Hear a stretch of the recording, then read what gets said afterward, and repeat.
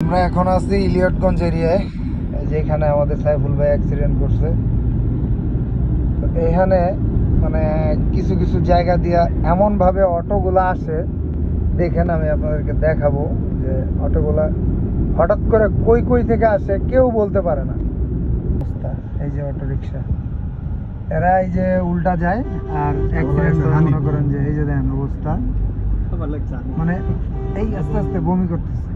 মানে এদের জন্য সাইফুল ভাইয়ের মতো হাজার হাজার সাধারণ মানুষ অ্যাক্সিডেন্টের শিকার হয় আর শত শত পরিবার ধ্বংস হয়, কেউ মারা যায়, কেউ পঙ্গু হয়ে যায়।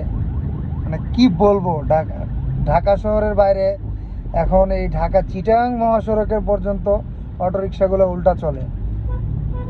মানে পুলিশদের আবার কেউ কিছু বললেই বলে কি যে পুলিশদেরই দোষ, পুলিশদের কি সবাই উল্টা পাল্টা বলে। এই যে দেন উল্টা আইসা আরেকজনের টোকাইতেছে যে সে কেন আগে যাইতেছে না। মানে আইন শৃঙ্খলা বাহিনী এতটাই দুর্বল হয়ে গেছে বাংলাদেশের, আইন শৃঙ্খলা বাহিনী কোনো প্রকার কোনো অ্যাটেম্প নিতে পারতেছে না, কোনো সলিউশন করতে পারতেছে না এই অটোরিকশার।